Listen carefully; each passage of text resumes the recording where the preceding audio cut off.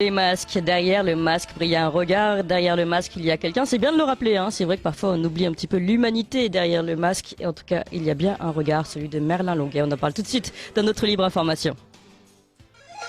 Ligne droite. Tournée rotative. La libre information. Et oui, c'est lundi, alors on commence cette semaine par une bonne nouvelle, bonne nouvelle locale, mais qui pourrait même peut-être devenir une bonne nouvelle nationale, qui sait.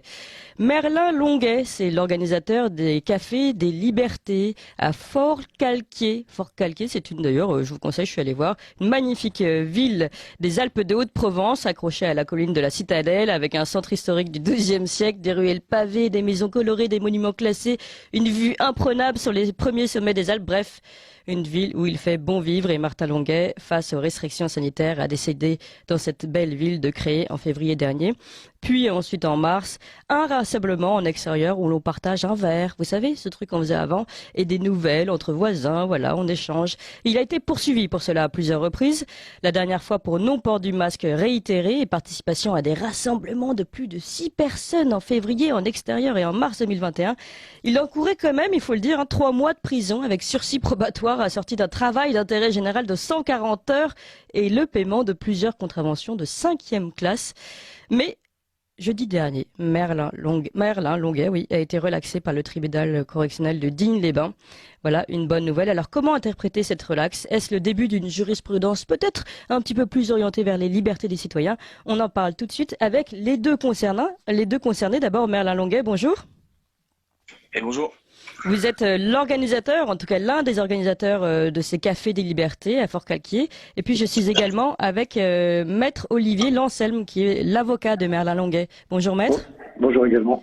Alors pour commencer peut-être, est-ce que vous pouvez revenir sur cette affaire Merlin Longuet et nous dire exactement ce qui s'est passé et pourquoi vous avez été inquiété par la justice?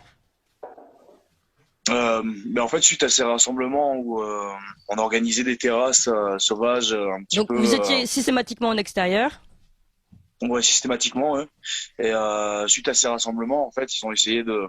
Bon, il y a eu une enquête pour l'organisation de ces rassemblements qui a rien donné de leur côté. Du coup, ils m'ont accusé du port du masque et des rassemblements illégaux.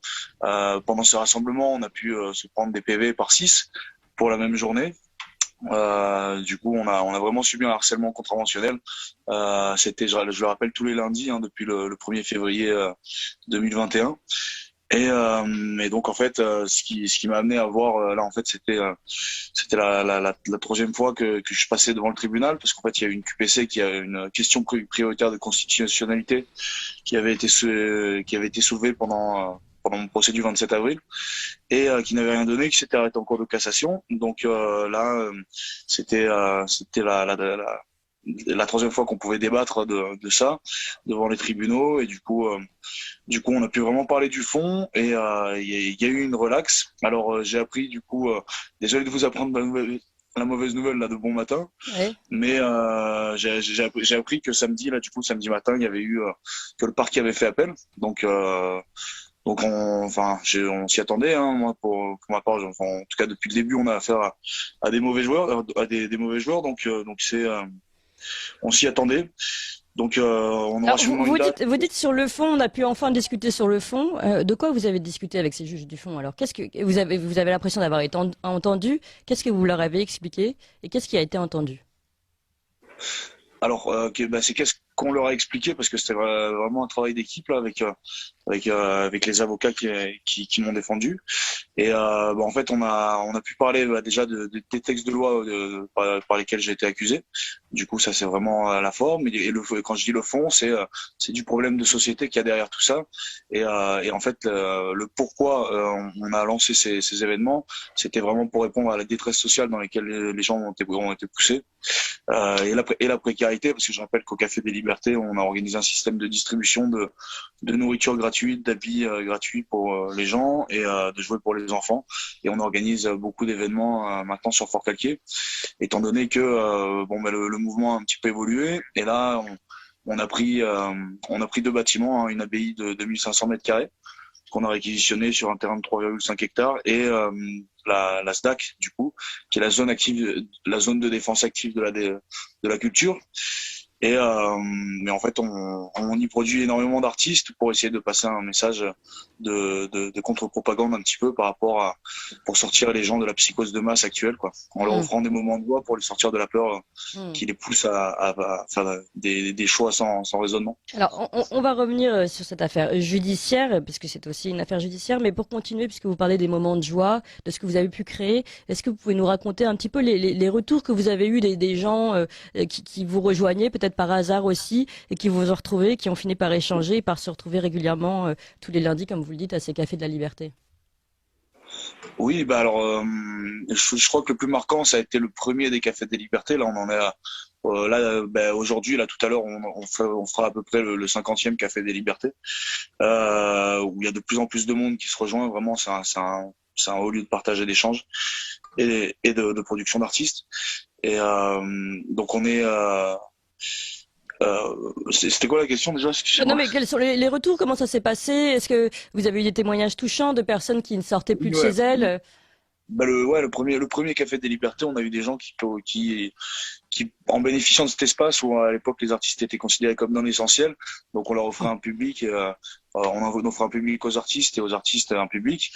On a des gens qui arrivaient et qui explosaient de joie ou alors qui explosaient en larmes et qui vraiment de retrouver du lien social, ça leur a fait énormément de bien. C'était libérateur, quoi. C'est des gens qui avaient besoin d'être écoutés parce qu'en fait suite à ces confinements et les monologues télévisés, ils avaient pas vraiment pu avoir d'échange. Donc ça leur a fait énormément de bien et donc c'est ce qui nous a motivés à continuer plus que jamais depuis maintenant bientôt un an, hein. D'ailleurs là je ferai bouger encore mardi à Nice et ça sera du coup le 1er février, donc les 1 an du Café des Libertés, pour ce énième procès qu'ils me font. En fait il y a une vraie traque et vous n'êtes pas à votre premier procès? Non, c'est il y en a eu énormément, mais il y a aussi en ce moment beaucoup de provocations. D'ailleurs, désolé maître, je sais que vous auriez aimé que je m'y rende, mais je n'y rends plus parce que je peux pas rentrer en fait dans le commissariat parce que ma religion c'est de ne pas porter le masque et donc je peux pas être auditionné à la gendarmerie pour ces faits de non-port du masque et tout ça. Et donc en fait je peux pas rentrer dans leurs locaux. Je leur ai proposé d'être auditionné dans les jardins ou d'être auditionné en Skype, mais visiblement, enfin je suis de bonne foi et visiblement ces gens-là veulent pas m'auditionner, donc D'accord. Alors, je vais me tourner en effet vers votre avocat qui est peut-être déçu du fait que vous ne vous rendez pas sur place, mais bon, Maître Olivier Lancelme, rebonjour. Alors, comment on peut expliquer déjà, que cet horrible délinquant que nous venons d'entendre et qui parle liberté et lien social et qui fait les bonnes œuvres un peu dans sa ville, comment on peut expliquer que cette personne encourait 3 mois de prison avec sursis probatoire assorti d'un travail d'intérêt général de 140 heures? Est-ce que vous pouvez m'expliquer là sur quel fondement on peut expliquer ce genre de peine? Malheureusement, et c'est hallucinant, on peut se retrouver dans la France du XXIe siècle, la France des Lumières, celle de 1789, à répondre pénalement devant un juge répressif du refus de porter le masque en plein air ou de se rassembler à plus de 6 personnes. Je crois que les concepteurs du code pénal se retourneraient dans leur tombe s'ils avaient un instant imaginé cela. Alors on va rester prudent sur la relaxe obtenue. Il y avait un débat juridique et un débat sociétal. Sur le débat juridique, je crois qu'on l'a emporté. Je dis qu'il faut rester prudent parce que je n'ai pas encore, au moment où on parle, en main le jugement et sa motivation complète. Mais j'ai cru comprendre que la relaxe était la conséquence, c'est ce qu'on demandait au tribunal, de ce que le juge pénal a examiné l'acte administratif, c'est-à-dire l'arrêté préfectoral, il y en avait 2, support des poursuites. Tenez-vous bien, c'est plus une loi, mais un préfet, c'est plus un parlementaire, mais un préfet qui décide de notre droit de sourire dans la rue. L'article 111-5 du Code pénal donne compétence au juge pénal pour interpréter les actes administratifs. C'était un des points de droit que l'on développait devant le tribunal. Lorsque cet examen dépend de la solution du procès pénal, eh bien le juge pénal peut nous dire si l'arrêté préfectoral, en l'espèce, est conforme à la loi, si l'autorité administrative n'a pas commis une erreur manifeste d'appréciation. Et auquel cas, le juge répressif peut déclarer inapplicable le l'arrêté préfectoral. C'est ce qui s'est passé, c'est la raison qui a entraîné la relaxe. Donc l'arrêté d'obligation de port du masque, c'est bien celui-là dont il est question? C'est un arrêté préfectoral qui interdisait aux gens de Fort-Calquier de sourire dans la rue. C'est-à-dire désormais plus le législateur, mais les préfets, les préfectures, qui ont la main là-dessus, ce qui nous paraissait quand même très critiquable. Non mais pardonnez-moi maître, mais vous voulez dire que dans le texte il est marqué qu'il est interdit de sourire ou c'est votre façon d'interpréter les choses? Vous avez compris de ce que je voulais dire. Obligation de porter le masque. Vous portez un masque, vous n'avez plus le droit de sourire. C'est une image. Donc le préfet, il est habilité à rendre obligatoire le port du masque à l'extérieur lorsque les circonstances locales l'exigent. Nous, on maintenait qu'il y avait une erreur manifeste d'appréciation, une atteinte disproportionnée aux libertés individuelles et publiques, au droit de chacun au respect de sa liberté personnelle, parce que si l'on examinait le cas de Fort-Calquier, la densité de la population dans le département, le taux d'incidence, le taux de positivité, il était absurde et incohérent de généraliser dans les lieux ouverts le port du masque en plein air. On maintenait que c'était pas nécessaire et disproportionné quand on regarde la réalité sur la commune de Fort-Calquier du risque sanitaire. C'est a priori ce qu'a retenu le tribunal qui a considéré que les deux arrêtés préfectoraux étaient inapplicables au cas d'espèce et à partir de là, il n'y a plus de base aux poursuites, d'où la relaxe prononcée. D'accord. Donc il s'est prononcé en droit sur l'arrêté. L'arrêté en tout cas a été jugé à ce moment-là par les juges du fond comme étant disproportionné. Et là, que pensez-vous de cet appel? Quelles attentes de ce côté-là? On va continuer le combat et puis on va rester optimiste.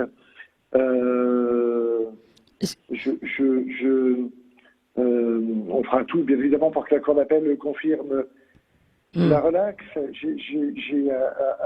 Apparemment, c'était à craindre. On pensait qu'effectivement le parquet n'allait pas laisser passer la relaxe. Donc, on continuera le combat devant la Cour d'appel d'Aix-en-Provence. Vous savez, leur crime, c'est oser parler, oser rêver liberté. On vit quand même dans un drôle de monde. Merlin, je l'ai plaidé, il a des airs d'Antigone. Rappelez-vous de la tragédie de Sophocle. On peut résister face à une loi injuste, parce qu'une loi injuste, elle n'est pas une loi. Merlin, il a des airs de Socrate. Rappelez-vous du plus ancien des procès de l'histoire. On n'aimerait ni condamner Antigone, ni condamner Socrate, dont Platon nous avait fait l'apologie. Voilà où on en est. Vous parliez de ce petit village de Fort-Calquier que vous êtes allé visiter. Je pense qu'à Fort-Calquier, voyez-vous, il y a d'irréductibles joyeux, d'irréductibles gaulois.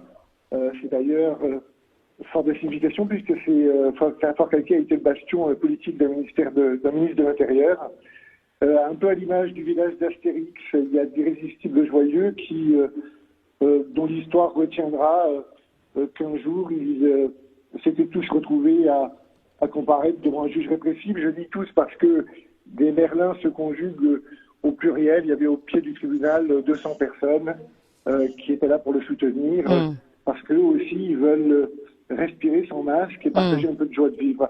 Voilà leur crime. C'est absolument hallucinant qu'on puisse pénaliser de tels comportements.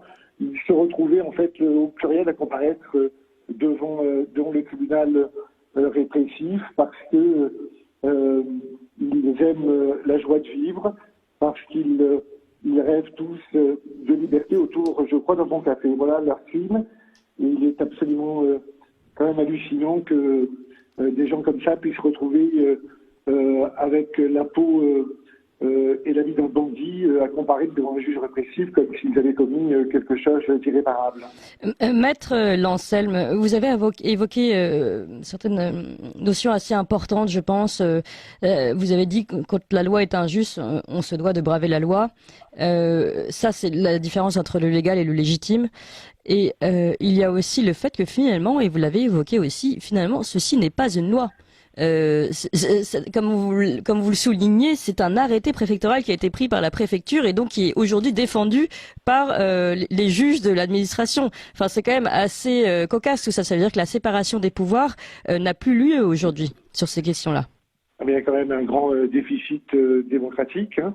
À la crise sanitaire s'ajoute d'abord un désastre politique et moral, hein, peut-être bien plus dangereux d'ailleurs, hein, où est passé le contrôle parlementaire sur des règles variables dans le temps, dans l'espace, en matière de port du masque, dont certains scientifiques d'ailleurs nous disent que dans la rue il ne sert à rien. Il n'y a pas de consensus scientifique hein, sur le port du masque dans la rue. On a un texte de loi, mais qui renvoie pas à un autre texte de loi, qui renvoie à un texte réglementaire, l'arrêté préfectoral. Et c'est comme ça désormais qu'on définit une infraction. C'est une incrimination. C'est ce qui n'a visiblement pas plu aux juges qui composaient le tribunal de Digne-les-Bains, et ils ont complètement raison, sauf si on perd de vue les grands principes de notre droit sur lesquels on plaidait. En tout cas, merci beaucoup, Maître Olivier Lancelme, avocat de Merlin Longuet, organisateur du Café des Libertés.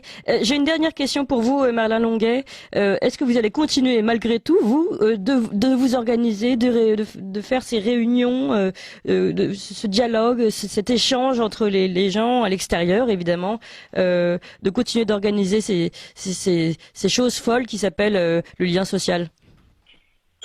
Ah oui, ouais, le retour en arrière, il est impossible, hein, et étant donné que c'est le seul moyen pour nous de rester alignés à nos principes. Donc d'ailleurs, on invite vraiment tout le monde à venir ici à Forcalquier.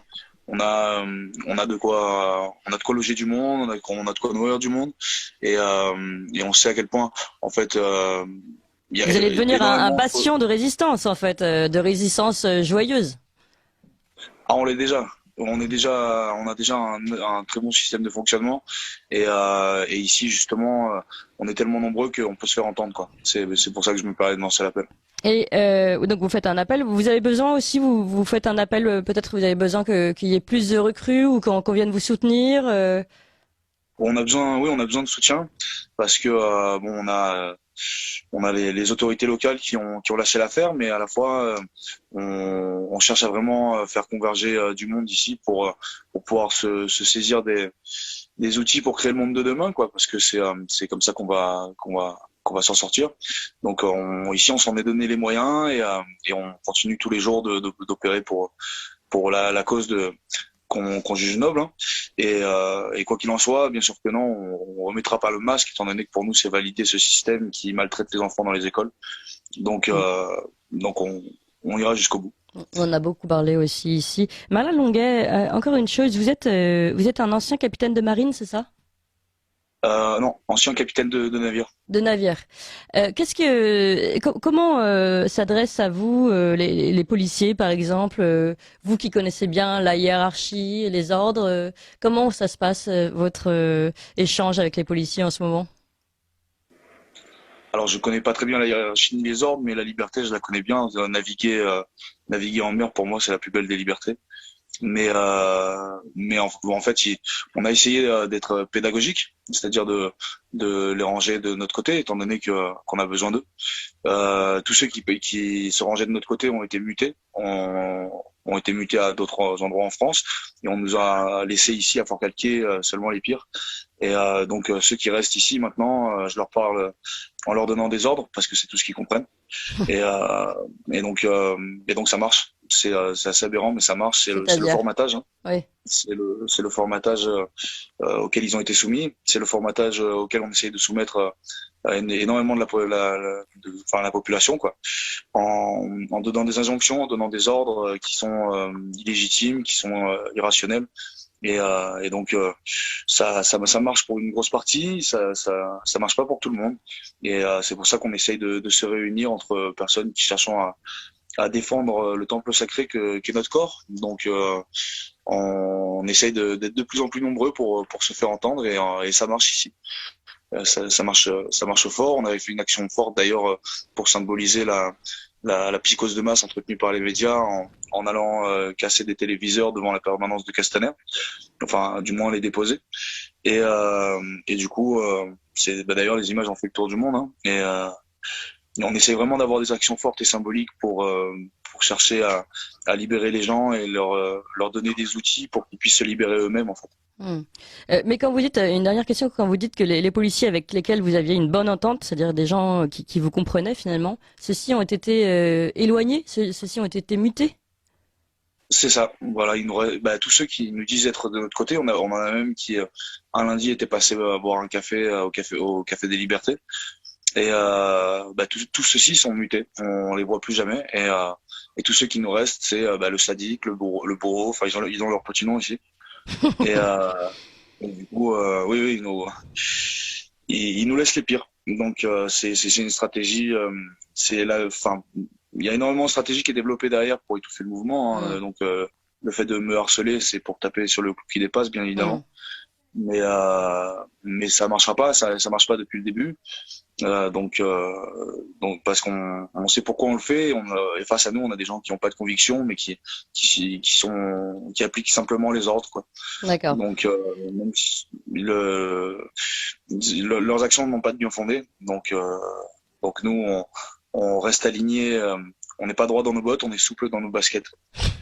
D'accord. En tout cas, merci beaucoup Merlin Longuet, organisateur du Café des Libertés. Je rappelle cette relaxe jeudi dernier pour ces Cafés de la Liberté, une décision qui peut-être fera jurisprudence. Merci aussi à vous, maître Olivier Lanselme, avocat de Merlin Longuet. Et puis à bientôt. On va suivre la suite de cette affaire judiciaire.